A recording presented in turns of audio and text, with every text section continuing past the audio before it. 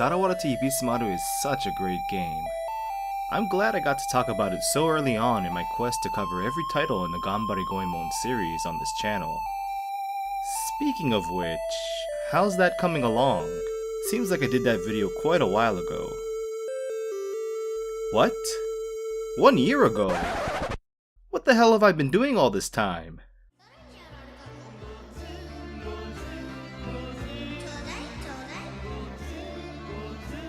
Oh, yeah. Well, hot damn. I'd better start working on another Goemon video ASAP. Let me gather up all the games I own in the series. There's a whole lot of Goemon in this pile. Time to find the one game to rule them all. Well, these games were released outside of Japan, so I'm gonna have to pass. Awesome games though. I've already covered these 4, so get out of here. What's this? Board game? Sounds like something a Muppet would review. Nah. Puzzle game? Psh. These are just the first 2 Super Famicom games, but on the Game Boy Advance. Nothing too extraordinary.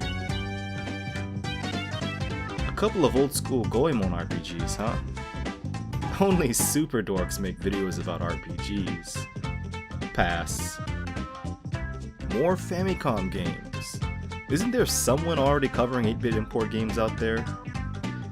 I'll hold off on these for now. Ooh, the MSX2 original. Too bad I don't have a controller for the damn thing. Next, the PS1 reboot. I think I still have a sour taste in my mouth from the GBA one. This game? Now this game just sucks. These look pretty good, but I'm pretty sure I'd just be repeating my old videos verbatim. You can restore health and save at ends. Shop sell armor and food items. Ebisumaru's a fat weirdo. Huh. Ah, the very last Ganbare Goemon game ever released. Look at that style. I'd love to cover this one, but can't capture DS gameplay. What about this one? Yeah, this could be the one. Wait, what? There's no back artwork? Stupid! This is a tougher decision than I thought it would be. I think I'm gonna need some extra help. Some divine intervention. But to get that, I'm gonna have to leave my apartment and brave the wild. Into the veldt.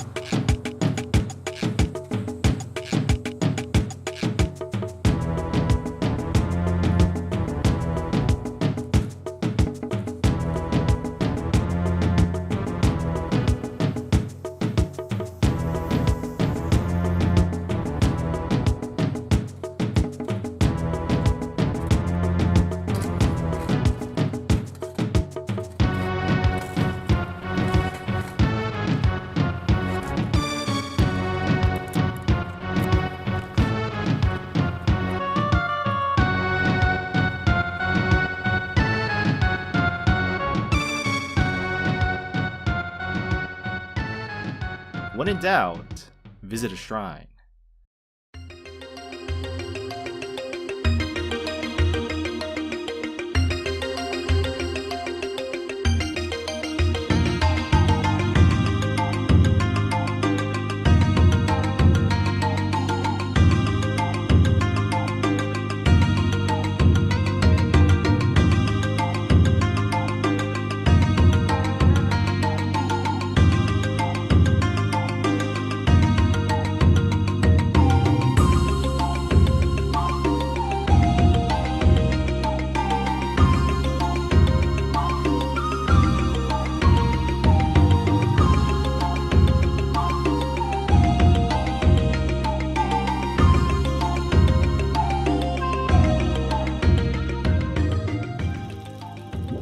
Gotta wash away the evil and purify myself, especially after that collaboration with Benevolent Dick.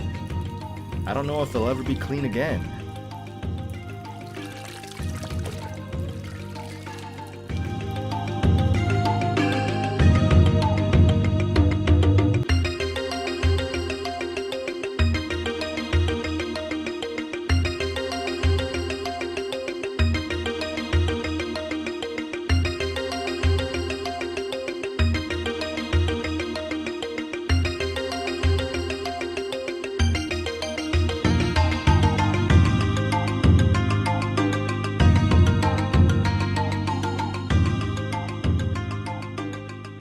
There it is, the shrine. Time to get serious. Time to seek guidance.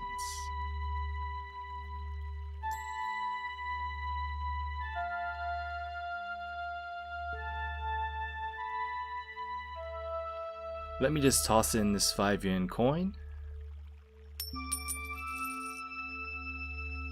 Ring the bells. Bow. Then bow again. Clap, clap. O ancient and powerful gods of the Yamato. This is Jimmy Hapa of Import Gaming for the Win, a mediocre YouTube channel on the internet.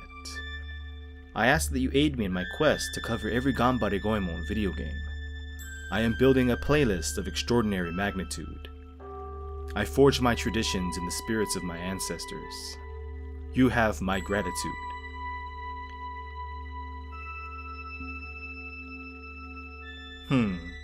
And nothing. This was a stupid idea. I can't believe I wasted my time doing this. I'm out of here. I need to sit down and reevaluate my life.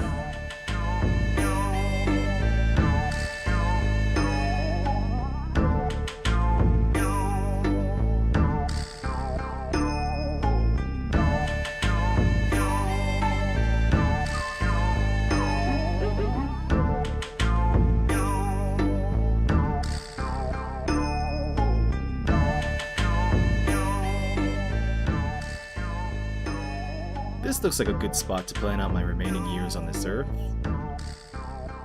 Whoa, what's this? A Ganbare Goemon game? Ebisumaru Kiki Ippatsu. My prayers have been answered! An LCD game, huh? Let's take a look at this. This is a pretty nice package. About the size of a Super Famicom box. What's inside? Okay, cool. Got a little manual and everything. Time to play.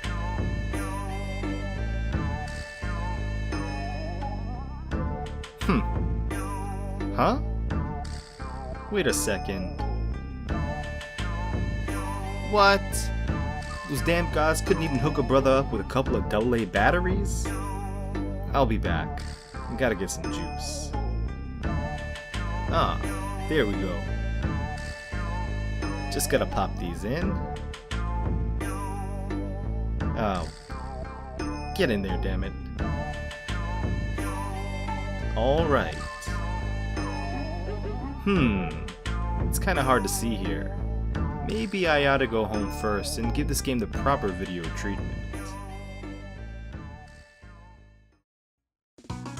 Ganbare Goemon Ebisumaru Kiki Ippatsu is a 1990 handheld LCD game based on Konami's hit video games.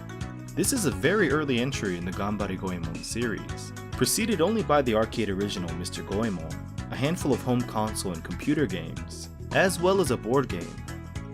Ebisumaru Kiki Ippatsu can be translated to something like Ebisumaru's Close Call or Ebisumaru in Dire Straits, a scenario that would be revisited in the Game Boy title Sarawarete Ebisumaru, released the following year in 1991. While Konami is primarily known as a video game developer and publisher, it has a long history of venturing into other industries, so it's no surprise that the company manufactured and distributed this LCD game itself, rather than going through a third party. Konami produced LCD versions of many of their popular games and other licensed properties in Japan and abroad, most of which were distinguishable from the competition by their unique size and shape. The entirety of the gameplay in Ebisumaru Kiki Ippatsu takes place on a single screen, something typical for LCD games. It's divided into two sections, an Edo period town setting on the top half of the screen, and a sewer on the bottom half. Two directional pads control all of the action, one on the left side that makes Goemon walk left and right, jump, and swim around, and one on the right that is used to attack foes on the left-hand side using his trusty pipe, and those on the right with a mighty palm strike. Of course, given the nature of the hardware, actions and exploration are constrained to a limited number of predetermined frames, but at least there are 3 modes of play to change things up. Game 1 is the most basic option, and starts Goemon off on the top part of the playing area, where he has to battle hostile monkeys approaching from the left and angry crows swooping in from the right, all while jumping to avoid menacing crabs crawling on the ground. Getting hit by any of these foes will result in the deduction of one of 3 lives available at the start of each game mode, as well as resetting the level.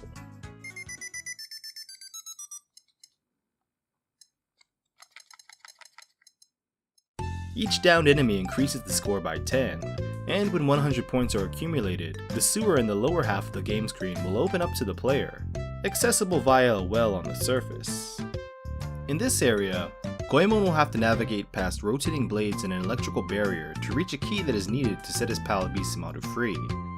Getting through this area can be difficult, since timing has to be near perfect in order to avoid losing a life and having to restart from the beginning of the stage. This is made even more difficult since the changing of frames in the game seems to be random, sometimes moving slowly, and sometimes moving suddenly and rapidly. Luck is every bit as necessary as skill in this section, but thankfully, score doesn't reset when you die, so if you're hit and need to restart, you won't have to grind points again in order to make a second attempt. After acquiring the key, Goemon will have to make his way back to the surface and run past the crabs, monkeys, and birds to save the imprisoned Ebisumaru. Successfully reaching him will end Game 1, and a little jingle will play as fanfare.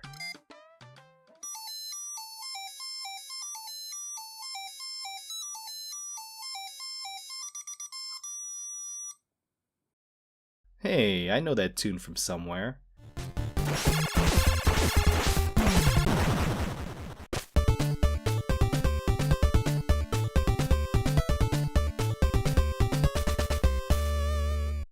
Well, that's cool. While the gameplay in Game 2 is the same on the whole, it ups the difficulty quite a bit, starting with faster, more aggressive enemies. Achieving 100 points once again unlocks the sewer area, but rather than a key, there will be a bomb in its place instead. Grabbing this item and returning to the surface rewards the player with a huge score bonus and restarts the stage, only for you to fetch another bomb. Eventually, gathering up enough bombs will cause the key to appear, but I never got that far, mainly because the underwater segment in Game 2 is very frustrating.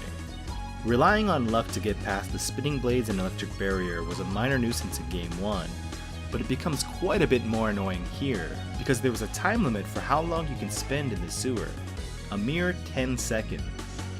I was able to get to the bomb and return to the surface 3 times in one game, but even then, no key appeared.